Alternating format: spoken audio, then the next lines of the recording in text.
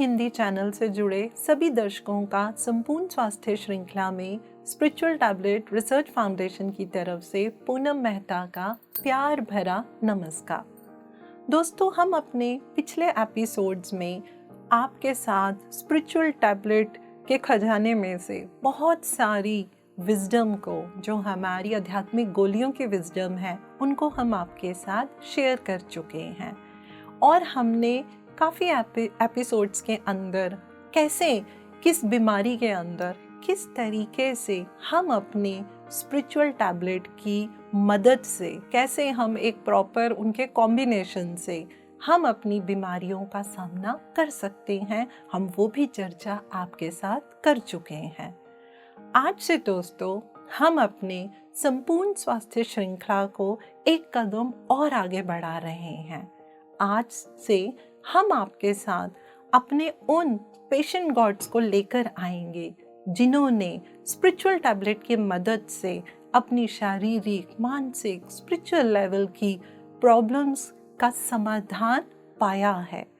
हम ये नहीं कहेंगे कि हर समस्या 100% दूर हुई है, उनकी प्रतिशत अलग अलग रही है। किसी का 80% है, किसी का 60% भी है और 90% भी है। लेकिन स्पिरिचुअल टैबलेट को ज्वाइन करने से, यहाँ से काउंसलिंग लेने से, यहाँ से स्पिरिचुअल टैबलेट का ज्ञान लेने से उन लोगों की ऊर्जा में, एनर्जी में, उनके जीवन में किस तरीके का परिवर्तन आया है, आज से हम अपनी हर एपिसोड्स के अंदर आपके साथ ये ज्ञान साझा करेंगे। तो इसी श्रृंखला में आज हमने अपने स्टूडियो में इनवाइट किया है मनीषा गुप्ता जी को। तो मनीषा जी, आपका बहुत बहुत स्वागत है। Thank you ma'am. तो मनीषा जी, सबसे पहले हम चाहते हैं कि आप हमारे दर्शकों को कुछ अपने बारे में बताइए। मैं मनीषा गुप्ता दिल्ली से हूँ। मैं 50 इयर्स ओल्ड हूँ और मैं 2018 तक DAV स्कूल में एज अ PGT काम करती थी। वाह, बच्चों को पढ़ाने का काम। जी, बच्चों का पढ़ाने का काम करती थी और मैंने 2019 में रिज़ाइन कर दिया था वहाँ से। तो आपने रिज़ाइन क्यों किया था मनीषा जी? मुझे 2018 में डिडक्ट हुआ था कि मेरे इस शरीर को desmoplastic small cell round tumour chest wall में डिडक्ट हुआ था। ओके, तो मैं साधारण भाषा में दर्शकों को ये बताना चाहूँगी कि मनीषा जी ने जिस ट्यूमर की बात करी है, ये कैंसर की एक बहुत ही रेयर फॉर्म होती है। कैंसर दोस्तों, जैसे हम सब जानते ही हैं कि उसमें बहुत ही एबनॉर्मल मल्टीप्लिकेशन ऑफ सेल होता है। और इस प्रॉब्लम के अंदर, इस समस्या के अंदर क्या होना शुरू हो जाता है कि हमारे ट्यूमर के अंदर बहुत फेब्रोइस टिश्यूज़ जो होते हैं वो जुड़ना, वो इकट्ठा होना शुरू हो जाते हैं। और दोस्तों, ये जो समस्या है, ये समस्या क्या करती है, ये हमारे ऑर्गन्स को बहुत ही नेगेटिव वे में उसके ऊपर असर डालती है। तो मनीषा जी, जहाँ तक मेरी जानकारी है, इस समस्या का निवारण जो होता है वो सर्जरी, कीमोथेरेपी और रेडिएशन ही रहता है। तो अपनी चर्चा को आगे बढ़ाने से पहले मैं आपसे ये जानना चाहती हूँ कि आपके परिवार में और कौन कौन लोग हैं? मम्मी पापा हैं, ब्रदर सिस्टर्स सभी हैं और सभी मैरिड हैं। बहुत अच्छा और बड़ा परिवार है हमारा। वाह, ये तो एक बहुत अच्छी बात है, क्योंकि परिवार का सहयोग बहुत मायने रखता है। तो परिवार की जो एक, मैं समझती हूँ, जो परिवार की एक महिमा और महत्व होती है दोस्तों, उसको हम कभी भी नकार नहीं सकते हैं। तो मनीषा जी, आप को जब ये समस्या, आपको पता चला कि मुझे ये प्रॉब्लम है, तो मैं ये जानना चाहूँगी सबसे पहले आपका खुद के प्रति क्या रिएक्शन था? अगर आप ऐसा पूछे तो मैं आपसे एक इंसिडेंट शेयर करूंगी कि जिस वक्त मेरा डिडक्ट हुआ था, उसी वक्त एज अ रिसोर्स पर्सन मुझे टीचर्स को गाइड करना था DAV में। और वेरी नेक्स्ट डे मेरी कीमो स्टार्ट होनी थी और एक दिन पहले मैं अपना सारा मटेरियल प्रिपेयर करने में इतनी ज़्यादा बिजी थी कि मुझे इतना सोचने का टाइम ही नहीं मिला और जिस दिन मुझे हॉस्पिटल कीमोथेरेपी के लिए जाना था, उस दिन पहले मैं स्कूल जाके सारा मटेरियल हैंड ओवर करके आई अपने प्रिंसिपल को कि सॉरी मैं as a resource person guide नहीं कर पाऊँगी, इसको कोई और संभाले, और मैंने मटेरियल प्रिपेयर करके दे दिया था। ज़्यादा टाइम नहीं मिला मुझे सोचने के लिए। तो शायद यूनिवर्स चाहता नहीं था कि मनीषा कहीं इसके बारे में कुछ अपना नेगेटिव थॉट बनाए। यस, बिल्कुल बिल्कुल आप सही कह रही हैं। ज़्यादा सोचने का कभी भी मैं आज हैरान होती हूँ कि वो टाइम कैसे निकला है मेरा, कि ज़्यादा अपने आप को डिस्टर्ब ही नहीं किया। और कई बार तो ऐसा फील करती हूँ कि फैमिली मेम्बर्स ज़्यादा डिस्टर्ब होते थे, मैं इतना डिस्टर्ब नहीं थी, और मेरे सामने कोई बात नहीं करता था, पीछे से मुझे पता लगता था कि कोई कहता था कि इसको बेंगलोर लेके जाना है, नीस थी, नेफ्यू वो कहता था, भतीजा कहता था नहीं इसको तो हम अमेरिका बुला रहा हूँ मैं। तो सभी के अपने अपने व्यूज थे, फैमिली मेम्बर्स की बहुत ज़्यादा अटैचमेंट, और इतना ज़्यादा सपोर्ट मिला है मुझे फैमिली मेम्बर्स का कि कभी लगता ही नहीं था कि एक जना कोई जा रहा है मेरे साथ तो दूसरा क्रॉस क्वेश्चनिंग करके मेरे से पूछता था कि वो पहुंच रहे हैं ना तुम्हारे साथ, पहुंच गए हैं क्या। तो आपकी बात से मतलब हमें ये समझ में आ रहा है कि आपको परिवार का पूरा सहयोग था, आपकी परिवार कहीं ना कहीं वो आपके स्ट्रेंथ बने। जी। तो जब आपने अपना इलाज सबसे पहले कहाँ करवाना शुरू किया था? जब मुझे डिडक्ट हुआ तो हम लोगों ने टाइम बिल्कुल भी डिले नहीं किया और हम सीधा एम्स दिल्ली में ही चले गए थे। अच्छा। एम्स में ही वहाँ पे 2 टाइम्स मेरी बायोप्सी हुई क्योंकि उसमें डिडक्ट ही नहीं हो रहा था बायोप्सी में भी। फिर टाटा मेमोरियल हॉस्पिटल बॉम्बे भेजा गया मेरा। अच्छा। बायोप्सी के लिए। फिर वहाँ पर डिक्लेयर किया कि स्टेज 4 सार्कोमा है इनको, और जो बहुत ज़्यादा रेयर होता है। उसके बाद इमीडिएटली डॉक्टर ने हमें बोल दिया था कि मैंने उनसे रिक्वेस्ट की मुझे 2 डेज का टाइम दे दीजिए। उन्होंने कहा नहीं अब नहीं दे सकते हम आपको टाइम, तो मेरा इमीडिएटली ट्रीटमेंट स्टार्ट कर दिया गया था। अच्छा, तो मनीषा जी जब भी कोई एकदम अचानक बैठे बिठाए दर्शकों, जब भी हमारे जीवन में ये एक चैलेंज आ जाता है, चाहे वो किसी बीमारी के रूप में आए या किसी भी समस्या के रूप में आए, तो जब आपका इलाज शुरू हुआ मनीषा जी, तो घर वालों का सहयोग तो आपका मुझे समझ में आ ही रहा है कि उन्होंने बहुत सहयोग आपको दिया है। तो वहाँ पे एक और पहलू भी आ जाता है पैसे का, मनी का, तो वो भी कभी कभी हमारे ऊपर, फैमिली के ऊपर एक प्रेशर डालना शुरू कर देता है। तो उस चीज़ में भी आपको सहयोग रहा अपनी फैमिली का? बहुत ज़्यादा सहयोग रहा। मेरे फादर, मेरे ब्रदर, सिस्टर्स सभी ने बहुत ज़्यादा मुझे सहयोग दिया, और सबका ये कहना था कि तुम्हें बिल्कुल किसी भी चीज़ के लिए कोई भी परेशानी नहीं होने देंगे, जो भी बेस्ट से बेस्ट ट्रीटमेंट होगा वो हम देंगे, और जहाँ भी जाना होगा हम जाएंगे, बस हमें तुम चाहिए और तुम्हें हमें ठीक करना है किसी भी तरह से। बहुत दर्शकों, यहाँ से हमें एक बहुत प्यारी बात सीखने को मिलती है। आज के माहौल में कभी कभी हम अपने परिवार की वैल्यू करना ही जो है कम करते हैं, हमें लगता है परिवार मायने नहीं रखता। लेकिन देखिए मनीषा जी के बात से कितना अच्छा ये समझने को मिल रहा है कि एक परिवार का सहयोग, उनका ये बोल देना कि आपको जहाँ ले जाना पड़ेगा हम ले जाएंगे, तो मनीषा जी उससे तो आपको बड़ी स्ट्रेंथ मिलती होगी। बहुत ज़्यादा मैम, है ना। तो चलिए अब मैं आगे ये जानना चाहूँगी कि उस समय क्या आप आध्यात्मिकता से जुड़ी थी? उस समय आप क्या मेडिटेशन करती थी? मैम मैं उस समय ज़्यादा तो नहीं करती थी, मगर ये कि स्पिरिचुअलिटी से थोड़ा बहुत जुड़ी हुई थी। घर का माहौल ही हमारा स्पिरिचुअल तो है, मगर मेडिटेशन का माहौल नहीं है हमारे घर में। तो क्या घर में ज़्यादा पूजा पाठ का माहौल था? पूजा पाठ बहुत ज़्यादा होता था। भक्ति मार्ग ज़्यादा था। भक्ति मार्ग ज़्यादा चल रहा था। जी जी जी। ओके, तो फिर आपका ये आध्यात्मिकता में आना कैसे हुआ? मैम जब कोरोना का टाइम था, उस टाइम पे डॉक्टर निहाल जैन, उनका एक प्लेटफॉर्म है समागम, हाँ जी, जयपुर से, वो उनका एक मुझे पैम्फलेट मिला कि वो रेगुलर बेसिस पर एक्सरसाइज और स्पिरिचुअलिटी पे लेक्चर्स वगैरह करेंगे। तो मेरा भी इंटरेस्ट हुआ और मैंने वो फॉर्म फिल कर दिया। अच्छा। और उनके साथ मैं जुड़ती गई और डेली उनके साथ कनेक्टिविटी मेरी इतनी ज़्यादा बढ़ गई कि वो मुझे गाइड करने लगे कि मुझे कि किस तरह से अपने लाइफस्टाइल को मैंने चेंज करना है, मुझे क्या करना है। तो वहाँ से आप ये आध्यात्मिकता में आपका किस्म से हम ले सकते हैं कि पहला कदम आपने रखा मेडिटेशन के बारे में। जी मैम। ठीक है, तो फिर अब हम बात करेंगे कि किस तरीके से और कब आपका जो है स्पिरिचुअल टैबलेट के साथ संपर्क शुरू हुआ। मुझे डॉक्टर निहाल जैन सर ने ही बताया कि एक स्पिरिचुअल टैबलेट है जो आपको बहुत ज़्यादा गाइड करेगा और आप फॉर्म फिल कीजिए। और वो मेरे को थोड़ा बहुत बताते गए, एक क्यूरियोसिटी तो थी बहुत ज़्यादा मन में कि स्पिरिचुअल टैबलेट है क्या। और जो मुझे एक आईएएस ऑफिसर जो इस तरह से कह रहा है हाँ। कि और उन्होंने मुझे लिंक भी शेयर किया।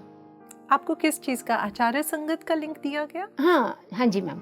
मुझे आचार्य संगत का लिंक उन्होंने दिया और बोला कि इमीडिएटली इसमें रजिस्टर्ड करो अपने आप को और बिल्कुल फ्री होके और वहाँ जाओ और संपर्क कीजिए। जी। तो दोस्तों यहाँ पे मैं एक ये बात भी कहना चाहूँगी कि कोई भी जब भी किसी भी तरीके की काउंसलिंग के लिए यदि आप स्पिरिचुअल टैबलेट से संपर्क करना चाहते हैं तो उसके लिए आचार्य संगत का फॉर्म जो होता है वो हमें भरना पड़ता है। तो जब आपने वो फॉर्म भरा तो उसके कितने दिनों के अंदर आपको कॉल आया? मतलब मैं ये जानना चाहती हूँ कि आपका पहला इंटरेक्शन कैसा रहा स्पिरिचुअल टैबलेट के साथ? मैं इवनिंग में फॉर्म फिल किया और नेक्स्ट डे ही मॉर्निंग में मेरे पास कॉल आ गया कि हम आपको लिंक शेयर कर रहे हैं और आप ज्वाइन कीजिए। हाँ, जूम के थ्रू आप ज्वाइन कीजिए। हाँ जी। और आपको मेंटर और स्पिरिचुअल से रिलेटेड आपको गाइड करने के लिए आपको काउंसलर्स मिलेंगे। जी, बहुत अच्छा। तो मनीषा जी, आप मुझे थोड़ा सा जो आपका पहला इंटरेक्शन था, क्योंकि देखिए आप कुछ नए ही आध्यात्मिकता से जुड़े थे, आपने तभी मेडिटेशन करना सीखा था और आप एक ऐसे परिवार को बिलोंग करती हैं जो भक्ति मार्ग में ज़्यादा थे। तो जब आपका पहला सेशन हुआ स्पिरिचुअल टैबलेट के साथ, तो मैं ये जानना चाहूँगी कि आपको कन्फ्यूजन हुआ कि आपको लगा कि नहीं मुझे कुछ रास्ता दिख रहा है? जिस तरह से मुझे अटेंड किया गया उधर, तो मुझे एक खुशी कि ये यूनिवर्स, इतना तो समझ ही गई थी कि यूनिवर्स कुछ ना कुछ तो देता है। बिल्कुल। तो बहुत ही ज़्यादा खुश थी मैं अटेंड करने के बाद। जो एंथुजियाज्म और जो यूनिवर्सल एनर्जी और जो उन्होंने बताया, मुझे अटेंड किया, मुझे पेशेंसली उन्होंने सुना और मुझे मेरी केस हिस्ट्री पूरी प्रिपेयर की गई। अच्छा। और उसके साथ साथ सीनियर काउंसलर्स, और चांस की बात है कि जो स्पिरिचुअल टैबलेट के फाउंडर चेयरमैन सर हैं, उस दिन वो भी आ गए थे वहाँ पर, डॉक्टर जी के सर। तो मैं तो ऐसा लग रहा था कि कुछ ना कुछ तो है जो मेरे को यूनिवर्स दे रहा है। और बिल्कुल बहुत खुश थी मैं कि yes, I am the winner. कुछ ऐसा नहीं लग रहा मनीषा जी कि जैसे यूनिवर्स ने आपको बहुत एक रेयर तरीके की समस्या दी, और देखिए कितने आपको यूनिक तरीके से यूनिवर्स ने मैसेज देकर किस तरीके से आपका संपर्क भी करा दिया स्पिरिचुअलिटी से।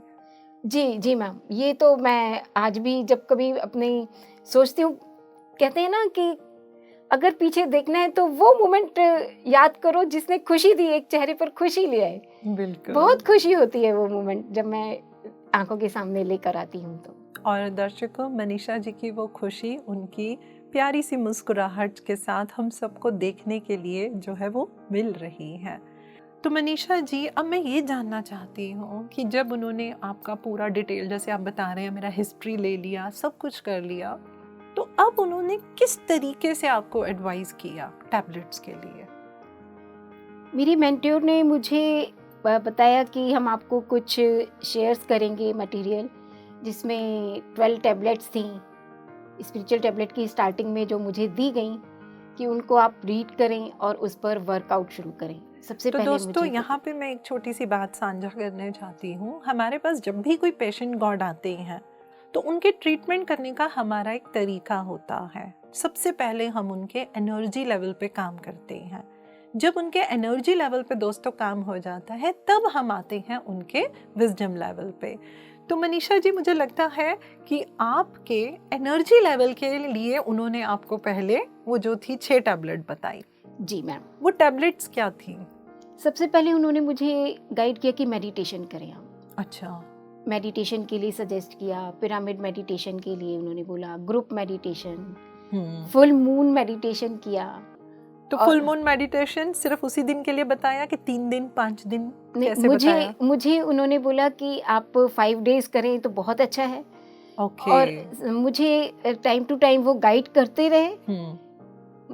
उनसे मैं पूछती गई कि मुझे कैसे करना है, मुझे एक्सपीरियंस, क्योंकि मेडिटेशन का हमारे घर का माहौल तो नहीं था। हाँ। तो मैं उनसे पूछती थी कि मुझे अब तो कमेंट्री हो नहीं रही, मैं क्या करूं। तो जो भी मेरे को प्रॉब्लम आती गई मैं उनसे पूछती थी और मेडिटेशन मैंने स्टार्ट कर दिया था।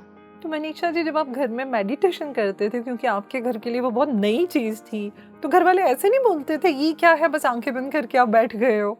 बिल्कुल ऐसा होता था। फिर आपने कैसे उनको मतलब कन्विंस किया, या आपने भी उनको अपने साथ रंग में रंगा कि नहीं? कुछ चेंज वो लोग हुए, कुछ मैं भी चेंज हुई। और मुझे मेरे काउंसलर ने बताया कि मैं कई बार ऐसा हो जाता था, मैं उनसे बोलती थी कि जब मैं मेडिटेशन में बैठती हूँ तो कोई ना कोई रूम में आता है, वो आवाज़ें करता है।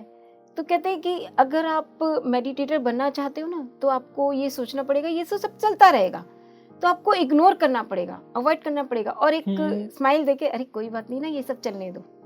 तो दोस्तों, यहाँ पे मैं एक ब्यूटीफुल लर्निंग जो मनीषा जी की बात से है मैं वो बता रही हूँ, क्योंकि जब हम मेडिटेशन करती हैं तो दोस्तों हमें अपने अंतर मन में अपने आप को अपने अंदर इतना गहराई में ले जाना है कि बाहर वाले एनवायरनमेंट में कोई शोर भी करे, कुछ भी करे, तो हम पे उसका असर नहीं होना चाहिए।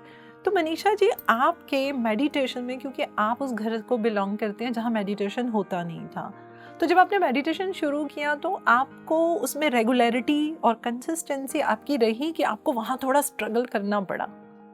अब ऐसा हुआ कि धीरे धीरे परिवार के लोग भी समझने लगे थे, क्योंकि मैं एक एनर्जी लेवल जो बढ़ जाता है किसी से मिलने के बाद, जो हम कई बार ऐसा होता है कि हम बहुत खुश होते हैं कि जो हमें मिल रहा है उससे हम सेटिस्फाई हो जाते हैं। तो घर के लोगों को भी लग रहा था कि ये बहुत पॉजिटिव है और खुश भी रहती है, तो उनका सपोर्ट मुझे मिलता गया। बिल्कुल। थोड़ा सा वो लोग सपोर्ट करते गए कि ठीक है ये करती है, इसको करने देते हैं, और थोड़ा वो लोग भी जानने लग गए कि ये स्पिरिचुअल टैबलेट है क्या। थोड़ा उन्होंने भी जाना, उनमें भी उत्सुकता आई हाँ, कि ये क्यों इस तरह से इतना पॉजिटिव। और मुझे सजेस्ट किया था पिरामिड के लिए, पिरामिड कैप्स के लिए, तो मेरे फैमिली मेंबर्स ने मुझे लाके दी। अच्छा। तो इस तरह से धीरे धीरे बढ़ता गया और वो लोग भी धीरे धीरे मेरे साथ एडजस्ट करते गए और मैं भी एडजस्ट करती गई कि भाई अगर मेडिटेशन करना है तो अंदर से चुप रहना सीखना है। बिल्कुल बिल्कुल। जो हमारा ये माइंड हर समय चलता रहता है, विचार है ना, उनसे भी हमारे को बाहर निकलना है। तो मनीषा जी, जब आपने कितना समय उन्होंने आपकी एनर्जी लेवल को मेंटेन करने में लगा आपका? मुझे टाइम थोड़ा ज़्यादा लगा क्योंकि हम मैटेरियलिस्टिक थे पहले तो उन्होंने मुझे सबसे पहले समझाया इमोशंस। कहते जो भाव होते हैं ना, सबसे पहले तो भाव को आप पकड़िए, क्योंकि जैसे हमारे इमोशंस होंगे, अगर पॉजिटिव इमोशंस हैं उसी के साथ ही हम थॉट्स क्रिएट करेंगे, और जैसे थॉट्स हम क्रिएट करते हैं फिर उसके अकॉर्डिंगली हमारी बॉडी फील करती है, फील से फिर हमारा एटीट्यूड बनता है, जैसा हमारा एटीट्यूड होता है हम वही रिजल्ट मिलेगा। एक्शन करते हैं। मुझे बहुत डिटेल में मैडम इलेबोरेट करके बताया गया और इतना मेरे माइंड को वो चीज स्ट्रक कर गई कि स्टार्टिंग स्टेप है वो इमोशंस है, भाव सबसे पहले है। तो फिर आपने अपने इमोशंस पे काम करना शुरू किया? इमोशंस पे सबसे पहले मैंने काम किया कि उसका मैंने एक चेन बना के देखा कि कोई चीज़ अगर मुझे पसंद है, अगर मैं उसको अच्छा कह रही हूँ तो जैसे मैंने सोचा वाओ ये तो बहुत अच्छी लग रही है, उसके बाद ही मेरे अच्छे थॉट्स क्रिएट हुए। फिर मैंने उसको फील करना शुरू किया कि अगर मैं फील कर रही हूँ कि ये अच्छा है, तो मेरे माउथ से भी वही निकलेगा जो अच्छा हो रहा है, और धीरे धीरे फिर वो मेरी डेस्टिनी बनती जाएगी, पूरा साइकिल चलेगा ये। तो मेरे माइंड में बार बार की जो इमोशंस हैं, फीलिंग्स हैं, वो हमारे माइंड बॉडी को कितना ज़्यादा सब पे असर डालती है। सोल के बारे में भी मुझे बताया गया। तो जब आपने उस साइकिल को पकड़ लिया, तो मैं चाहती हूँ कि आप हमारे दर्शकों को एक साधारण भाषा में समझाएं कि हम किस तरीके से अपने इमोशंस के साइकिल पे कंट्रोल कर सकते हैं, या कैसे हम पकड़ें कि मेरा इमोशन क्या है? क्योंकि मुझे ऐसा लगता है दर्शकों, जब हम ये ज्ञान अपने एक पेशेंट गॉड से लेंगे तो हमारे दर्शक उसको बहुत खूबसूरती से अपने साथ रेजोनेट कर पाएंगे।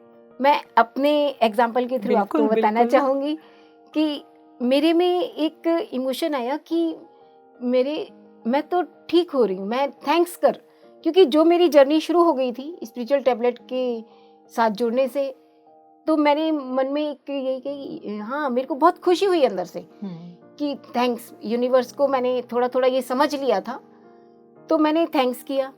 उसके बाद मेरे को जो थैंक्स करने के बाद जो एक खुशी हुई कि अपने एक तो डर को मैंने निकाल दिया। मैं यहाँ पे मनीषा जी, सॉरी मैं बीच में एक रोक रही हूँ, मैं एक ये भाव ज़रूर आपका जानना चाहती हूँ कि कुछ बीमारी ऐसी होती है कि उसका नाम सुनने से ही हमारे अंदर बहुत फियर आ जाता है। तो मैं आपसे कोई एक ऐसी मोमेंट जानना चाह रही हूँ जब आपने अकेले में उस फियर को अनुभव किया, और उस समय आपकी क्या सोच या इमोशन रही, और फिर जब आपने ये साइकिल सीखा तो आपने उस इमोशन को कैसे करेक्ट किया, ये मैं थोड़ा जानना चाह रही हूँ। वो मोमेंट था सबसे ज़्यादा मेरे लिए दुखदाई, जब डॉक्टर ने मुझे ये बोला कि आपको हम जो कीमो दे रहे हैं उससे आपके बाल तो चले ही जाएंगे, और साथ में उन्होंने ये कहा कि इसके साथ जो साइड इफ़ेक्ट्स होंगे उस पे आपको बहुत ज़्यादा ध्यान रखना पड़ेगा। तो वो मेरे लिए मोमेंट था, क्योंकि इट्स ओके मैम। तो वो मोमेंट था कि यस, मुझे किस तरह से अपने आप को स्ट्रॉन्ग बनाना है। फिर जब उस वक्त तो हुआ, उसके बाद मैं अपने आप को फिर धीरे धीरे चेंज करती गई कि, और उसके बाद तो इतना स्ट्रॉन्ग हो गई, yes I am the winner and yes you are a winner. तो वो मोमेंट मेरे लिए सबसे ज़्यादा आज भी लगता है। जब मेरे को डॉक्टर के सामने मैं बैठी हुई थी, मेरे ब्रदर खड़े हुए थे, मेरे ब्रदर इन लॉ, सभी मेरे 2 जीजा जी थे साथ में, अच्छा। भैया थे, और उनको डॉक्टर गाइड कर रहे थे कि इस तरह से इनके सिम्टम्स होंगे और जिसमें कुछ भी हो सकता है। तो वो स्टार्ट कर दिया था उन्होंने फिर। तो आपने फिर अपने उस साइकिल के अंदर अपने इस डर को निकाला। जब तक मैं स्पिरिचुअल टैबलेट से जुड़ी नहीं थी तब तक तो थोड़ा मन में डर था, मगर कहीं ना कहीं जो घर के संस्कार थे उसने भी हेल्प की, और कुछ थोड़ा बहुत स्पिरिचुअलिटी से जुड़ी थी कि भी मेडिटेशन करते थे, मगर ऐसा नहीं मालूम था कि इतना ज़्यादा इफेक्ट होता है मेडिटेशन का। एक सिंपल भाषा में हाँ, ध्यान कर रहे हैं, तो थोड़ा बहुत उसने हेल्प तो की, मगर वो हेल्प मुझे नहीं मिल पा रही थी। और जब यहाँ से जुड़ी तो उसके बाद मुझे फिर धीरे धीरे मैं अपने आप से निकलना शुरू हो गई। तो आप डर से बाहर आए, और आपको उस समय तक ये समझ में आ गया था कि हु एम आई, मैं हूँ कौन? आप उस कॉन्सेप्ट तक उस समय पहुंच पाए? टाइम लगा मेरे को पहुंचने में, मगर धीरे धीरे पहुंच रही थी कि ये समझ में तो आ गया था कि मैं कौन हूं, और अगर हो गया तो एक्सेप्ट कर लिया था। यहाँ पे आने के बाद मुझे सिखा दिया गया था कि ये नहीं कि मुझे कि ऐसा करो नहीं, एक पूरा साइकिल बता के प्रॉपर उसके पीछे क्या साइंस है वो सारा मैंने समझने की कोशिश की, और मुझे मेरे सीनियर काउंसलर्स ने समझाया मुझे सारा साइकिल की किस तरह से क्या होता है। फियर की बात कर रहे थे, तो वो मैं चाहती हूँ कि आप हमारे दर्शकों से इस चीज़ को बताएं, क्योंकि ये जब भी हमारे जीवन में कोई चैलेंज आता है, वो बीमारी के रूप में आए, वो किसी परिस्थिति के रूप में आए, तो सबसे पहले हम फियर में चले जाते हैं, हम डर में चले जाते हैं। क्यों?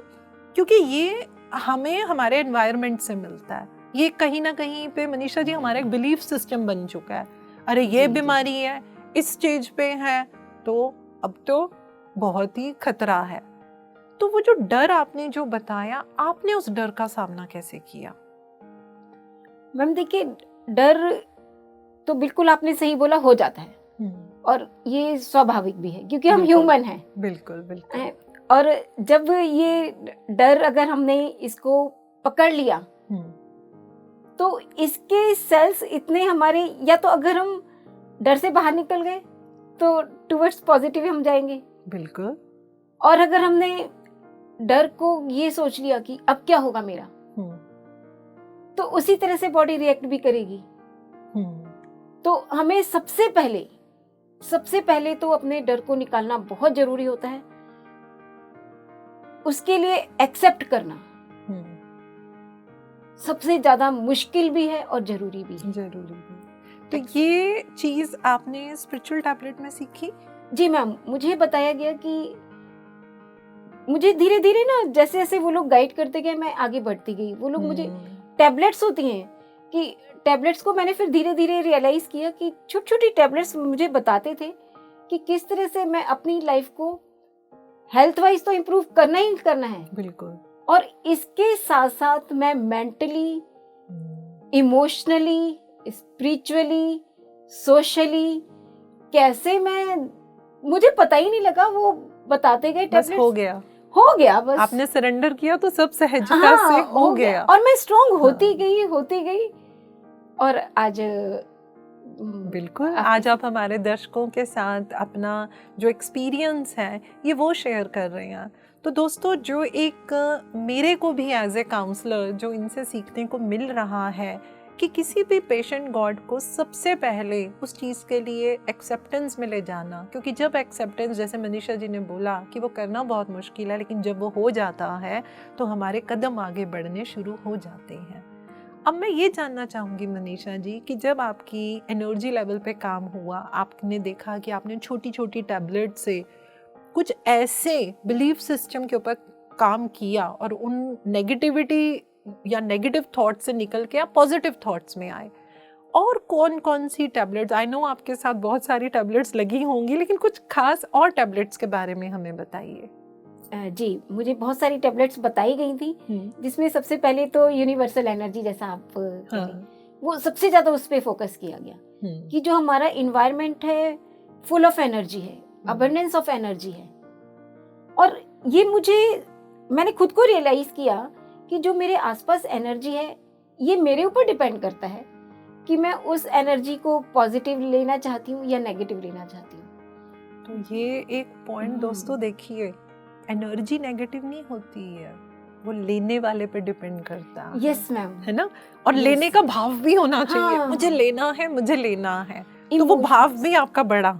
मुझे इमोशंस के साथ साथ स्टेप बाय स्टेप, और इतनी पेशेंस मेरे काउंसलर्स में कि वो मुझे इतना पेशेंटली मुझे गाइड करते थे कि पहले मेरे इमोशंस पे मुझे वर्क किया गया, उसके बाद एनर्जी लेवल पे कि किस तरह से आपको एनर्जी को इंक्रीज करना है और मेंटेन भी रखना। हाँ, मुझे बताया गया कि यूनिवर्सल एनर्जी जो सब तरफ है, इन्वायरमेंट में ही है, तो आप मेडिटेशन के थ्रू तो हम लेते हैं, जिसमें मुझे पिरामिड मेडिटेशन बताया गया, और बताया गया कि आप पार्क में जाइए,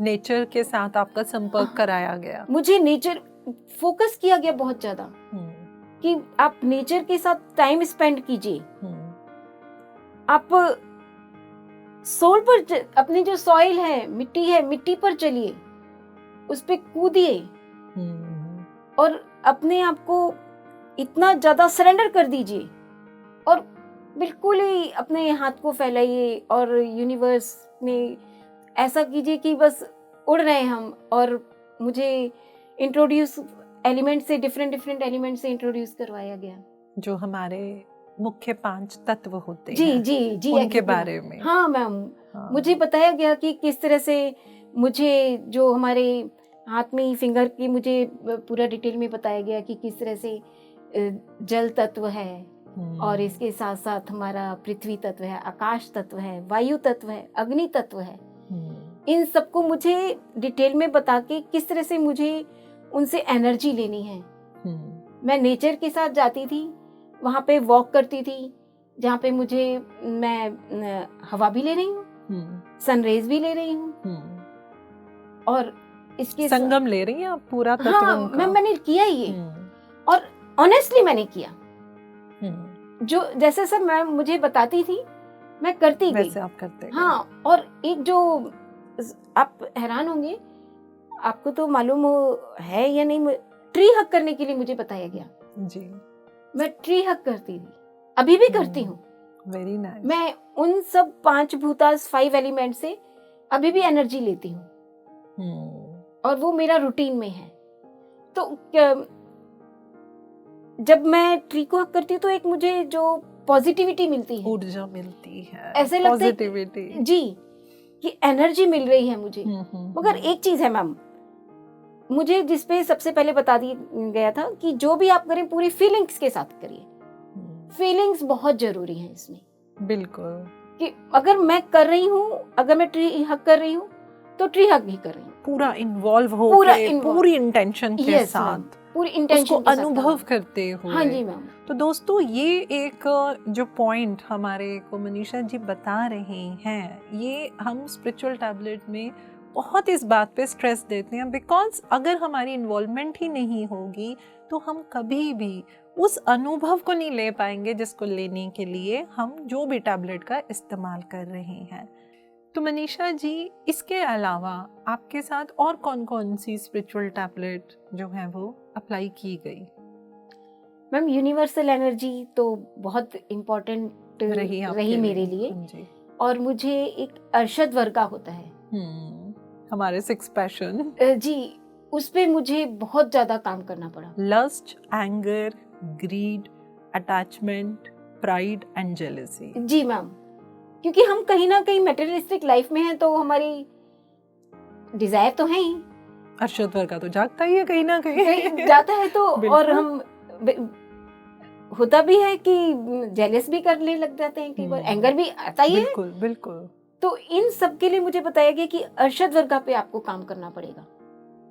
तो आप कर पाए, आप अपने को इंट्रोस्पेक्ट कर पाते थे रोजमर्रा के जीवन में कि कहाँ मेरा अरशद वर्गा लग रहा है, आप कर पाते थे? जी मैम, और इस बीच मेरे को डायरी के लिए बोल दिया गया कि जो जर्नल मेंटेन करना। हाँ जी, कि जो जो हम टेबलेट्स बता रहे हैं आप उसको कितना कर रहे हैं और उससे क्या रिजल्ट आप देखते हैं। तो मैंने अरशद वर्गा पे मैंने काम करना शुरू किया। तो उसके लिए मुझे बताया गया कि किस तरह से आप कभी भी ऐसा आए तो उसके बाद थोड़ा सोचें, और ये भी बोला गया कि अपने आप को साइलेंट में रखना शुरू करना पड़ेगा कि 1 मिनट का अगर आपने सेकंड का भी टाइम दे दिया सोचने से पहले तो आपके अरशद वर्गा तो बिल्कुल खत्म हो जाएगा। तो बोलने से पहले सोचिए जरूर। Think before you speak. Yes ma'am, Arshad वर्गा के लिए मैंने किया वो, और मुझे बताया गया कि अनवांटेड, इर्रेगुलर, अनसाइंटिफिक, इन 3 पर बहुत ज्यादा फोकस किया गया। ये दोस्तों हमारी बहुत ही खूबसूरत टैबलेट है जिसके बारे में मनीषा जी बात कर रही हैं। तो मुझे बताया गया कि चाहे मैं खाना खा रही हूँ, आहार में भी ये तीनों इम्प्लीमेंट करने हैं। मिता आहार, तो आहार का मतलब सिर्फ खाने से नहीं है, जी आपका सोचना, आपका महसूस करना, आपका एक्ट करना। जी, कि जो खा रही है वो ऐसा हो, सात्विक भी हो और रेगुलर हो, इरेगुलरिटी ना हो। इरेगुलरिटी से मतलब बताया गया कि ऐसा नहीं कि आप कुछ भी खा लें जब मन करे, जो भी सात्विक होना चाहिए, और एक बैलेंस्ड डाइट मुझे लेनी है। खुश होके खाना है, संतुलित लेना है, और जो मुझे एनर्जी भी दे, इस तरह से फूड पर मुझे बताया गया कि भाव पूरे जुड़े होने चाहिए खाते वक्त। तो मनीषा जी, उस समय आप अपना जो एलोपैथी ट्रीटमेंट है या मेडिसिन है वो आप ले रहे थे? जी मैम, ट्रीटमेंट मेरा चल रहा था। हाँ जी। तो स्पिरिचुअल टैबलेट की जो विजडम आप ले रहे थे उसके साथ ट्रीटमेंट में, और जो पहले ट्रीटमेंट ले रहे थे बिना स्पिरिचुअल टैबलेट से जुड़े हुए, उसमें आपने क्या अंतर अनुभव किया? मैम देखिए, एलोपैथिक जरूर बिल्कुल जरूरी है ट्रीटमेंट। मैं जब मेरी काउंसलिंग हुई, मेरे काउंसलर के साथ उस वक्त डॉक्टर जीके सर ने मेरे से ये बोला कि मुझे अपना प्रिस्क्रिप्शन दिखाइए आप। हाँ जी।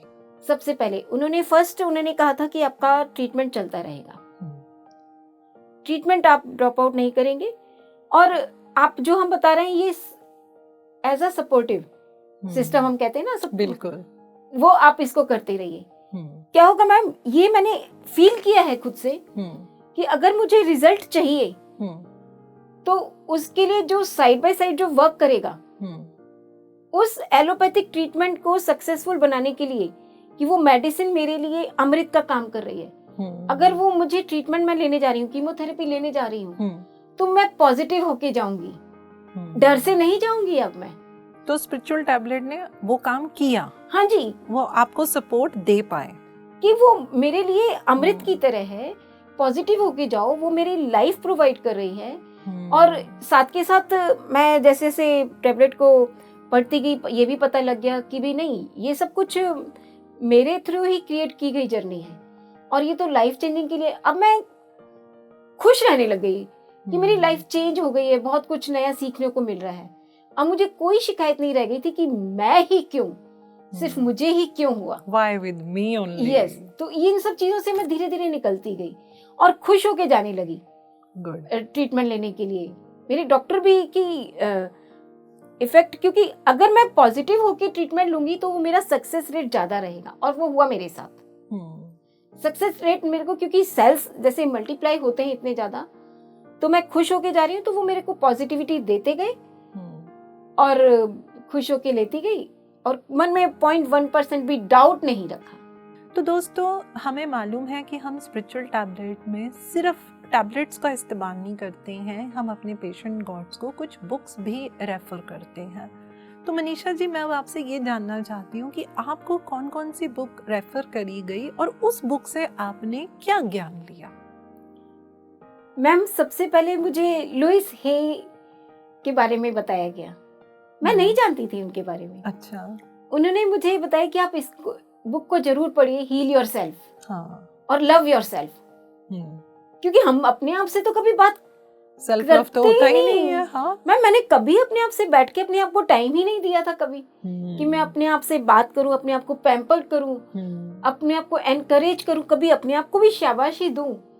लव योरसेल्फ में मुझे सिखाया गया कि किस तरह से अपनी प्रेज करनी है, मुझे अपने आप से बात करनी है, अपने आप से प्यार करूं, एक एक बॉडी ऑर्गन से मैं बात करूं। मेरी मेंटर मुझे बताया कि अपने साथ टाइम स्पेंड करके हर ऑर्गन का थैंक्स करो। ये this is very important ma'am, कि मैं हर ऑर्गन से बात करती थी, अभी भी करती हूँ, और उसको पैम्पर करती हूँ और उसका थैंक्स करती हूँ। ग्रेटिट्यूड मैं हर पार्ट का करती हूँ। लुइस हे की बुक मैंने पढ़ी, डॉन मैकवेल की पढ़ी।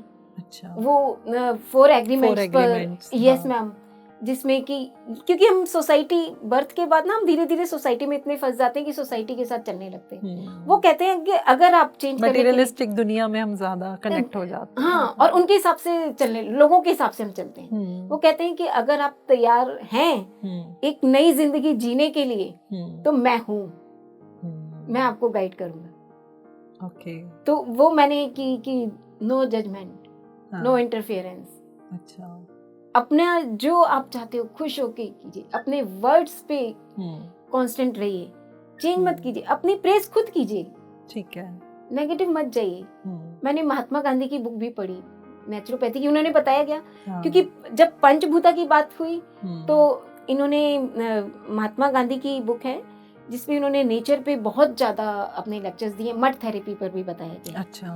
तो वो मैंने बुक रीड की। विवेकानंदा की कर्मा के ऊपर, कि कर्म भूमि का क्या रोल है, कि कर्म किए बिना तो हम नहीं पहुंच सकते, नहीं, कि अगर मुझे spiritually, mentally, emotionally, physically winner बनना है तो कर्म तो करना पड़ेगा। शॉर्टकट नहीं है, नहीं, शॉर्टकट नहीं, रास्ता है, जो सोल प्लान है वो तो मुझे करना ही पड़ेगा।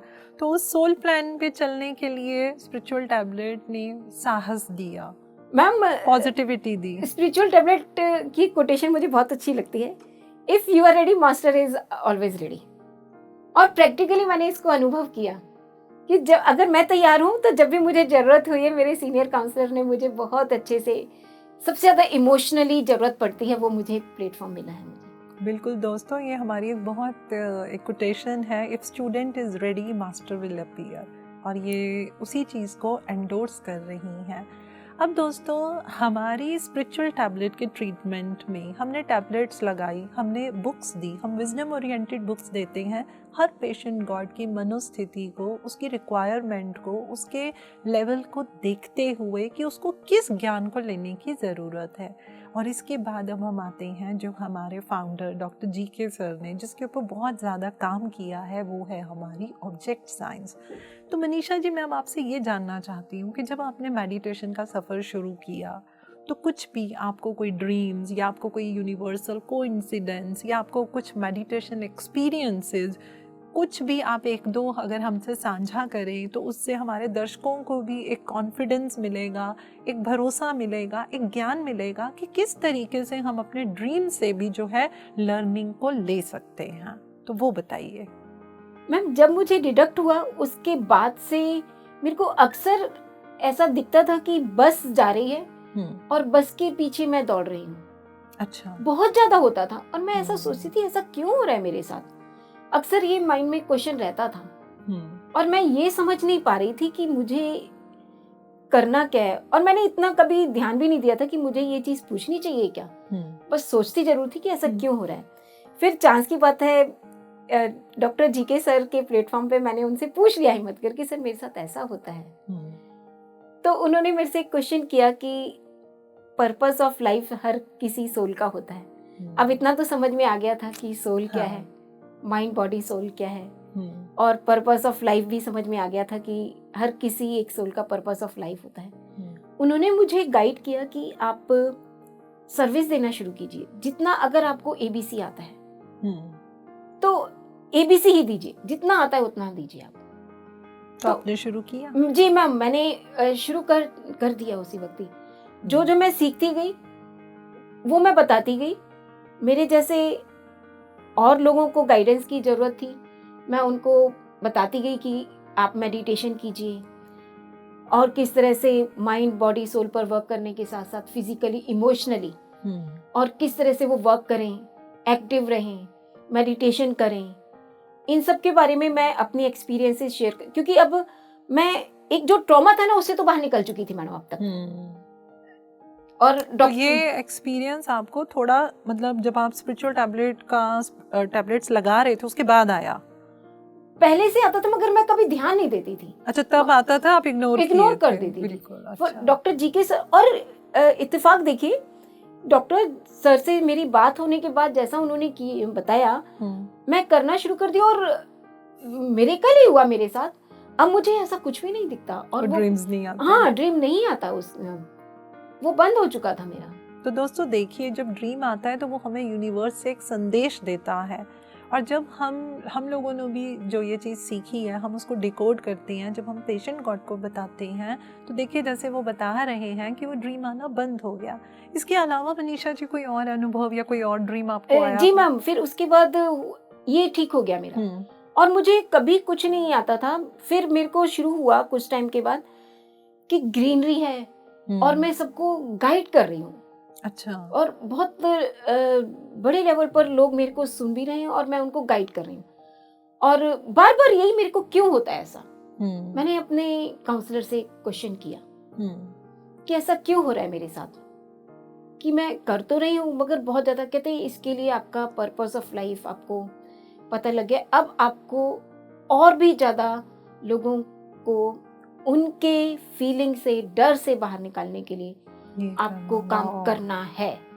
और देखिए उसका मैनिफेस्टेशन आज मनीषा जी हमारे स्टूडियो में आके हमारे सभी दर्शकों से जुड़ के जो ये संदेश दे रही हैं, जो ये अपनी शेयरिंग दे रही हैं, तो कहीं ना कहीं दोस्तों वो हम सब में से किसी ना किसी को कहीं ना कहीं छुपे हुए भय से बाहर निकालने में एक हिम्मत देंगी। जीवन में जितने भी चैलेंजेस आते हैं उनका सामना करने में हम जब भी घबरा जाते हैं तो शायद अब हमें मनीषा याद आएगी और हम ये सोचेंगे कि हमें उस डर से कैसे बाहर निकलना है। तो मनीषा जी, अब मैं आपसे ये जानना चाहती हूँ कि जो हमारे स्पिरिचुअल टैबलेट रिसर्च फाउंडेशन के फाउंडर हैं हमारे प्यारे डॉक्टर GK सर, आप उनको कुछ कहना चाहती हैं? मैं जो भी हूँ आज डॉक्टर जी के सर की वजह से ही हूँ। मुझे इतना प्यार मिला है सर का, और मुझे सर ने इतने अच्छे से मुझे गाइड किया है टाइम टू टाइम, मेरे को इतना गाइड करते हैं। और अभी भी मैं एक दिन बहुत ज़्यादा परेशान थी, मैं क्या करूँ, मैं क्या करूँ, और यूनिवर्स, और मेरे को नहीं समझ में आया कि ये हुआ क्या, और डॉक्टर का कॉल आया मेरे पास। मैं आपको बता नहीं सकती उस मोमेंट को। मेरे से पूछते हैं कि मनीषा कैसी हैं आप, क्या चल रहा है। बहुत, मैं इसके लिए तो कहूँगी कि सर ने अपना मुझे जो सपोर्ट किया है, कि इस बात को तो एम्स भी कह रहा है मैम कि एलोपैथी के साथ हमें स्पिरिचुअलिटी को लेके चलना होगा। और उनके साथ मेरी डिस्कशन भी हुई है, और उन्होंने कहा है, मेरे से कहते हैं कि जो तुम कर रही हो, क्या कर रही हो, जो कर रही हो करो। Very nice. और वो डॉक्टर, मेरे ऑन्कोलॉजिस्ट डॉक्टर स्तोगी हैं, वो लोगों को कहते भी इनसे बात करो आप मनीषा से। वाह। मतलब कि मैं, अगर मुझे सक्सेसफुल होना है तो मुझे अपने डर को निकालने के लिए, अपने लाइफस्टाइल को चेंज करने के लिए, स्पिरिचुअलिटी में आने के लिए जो एक प्लेटफॉर्म यूनिवर्स ने दिया, मेरे को लगता है शायद मेरे लिए तो नहीं था ये। मैं कई बार सोचती हूँ आपको डॉक्टर जी के सर के रूप में मिला, मुझे जी के सर के थ्रू, है ना, और जो मुझे अब वो साकार करना है, मुझे आगे देकर। बिल्कुल। और यहाँ पे मैं एक चीज़ बोलूँगी, जो आप कह रहे हैं कि उस दिन मैं बड़ी परेशान थी मन में और एकदम सर की कॉल आ गई, तो यहाँ पे मैं ये बताना चाहती हूँ कि ये भी एक हमारी टैबलेट होती है, टेलीपैथी, जिसने शायद उस दिन काम किया और मनीषा की सर से बात हुई। मनीषा जी, मैं आपसे लास्ट में एक बहुत ही महत्वपूर्ण चाहती हूँ कि आप अपने मन से, अपनी लर्निंग से, जो आपने करा है या जो आप महसूस कर रही हैं, हमारे दर्शकों को आप एक संदेश दीजिए। आज मुझे पीएमसी हिंदी चैनल ने जो मौका दिया है अपनी बात को शेयर करने का और उन सब तक पहुंचाने का, जो डर रहे थे, और मैं चाहूँगी कि डरे नहीं, हमारे साथ पूरा यूनिवर्स खड़ा है। तहे दिल से पीएमसी हिंदी का, स्पिरिचुअल टैबलेट का एक पर्सन का बहुत बहुत मैं धन्यवाद करती हूँ। थैंक यू यूनिवर्स कि मुझे आज ये सब लोग मिले हैं। Thank you. लाइफ है, बहुत मुश्किल से लाइफ मिलती है, उतार चढ़ाव तो आएंगे ही, और हमें एक्सेप्ट भी करना है और उस पर्पस को समझना है कि मेरा लाइफ पर्पस है क्या, और मस्ती में और अच्छे विचारों के साथ एक बहुत सुंदर तरीके से इस जिंदगी को जीना है। सब लोगों से खुशी से बात करते हुए, उनसे मिलकर लव, रिस्पेक्ट, फेथ, केयर के साथ हम सभी के साथ व्यवहार भी करें, और सबसे जिससे भी मिले ना, कहें कि वाओ, आप आज मिले हैं, आपका भी दिन शुभ है, मेरा भी शुभ है। ग्रेटिट्यूड तो सबसे फर्स्ट है। मैं ग्रेटिट्यूड के लिए सबको कहूँगी कि ग्रेटिट्यूड का आभार हमेशा हमें साथ में रखना चाहिए, हमेशा हम ग्रेटिट्यूड रखें। तो मनीषा जी, आपका हमारे स्टूडियो में आने के लिए, अपने जीवन का जो भी आपके स्पिरिचुअल टैबलेट के साथ अनुभव रहे, जो ज्ञान रहा, जो आपने हमसे शेयर किया और जो हमारे दर्शकों ने जाना, उसके लिए मैं आपका दिल से धन्यवाद करती हूँ और आपका बहुत बहुत शुक्रिया। धन्यवाद। शुक्रिया मैम, शुक्रिया। दोस्तों, आज की हम इस श्रृंखला को अब यहीं समाप्त करते हैं। आज हमने अपने पेशेंट गॉड से मिलकर जो लर्निंग ली है, जो ज्ञान हमने लिया है कि कभी भी जीवन में जो भी चैलेंज आए, भय आए, हमें भय से कैसे बाहर निकलना है, मनीषा ने हमें बहुत खुल के बताया है कि किसी भी रास्ते पे चलने से पहले सबसे ज़्यादा ज़रूरी क्या है, एक्सेप्टेंस करना, और एक्सेप्टेंस करने के बाद जो भी लर्निंग है उसको बहुत शिद्दत से निभाना। तो दोस्तों, आज का एपिसोड हम यहीं समाप्त करते हैं। नमस्कार।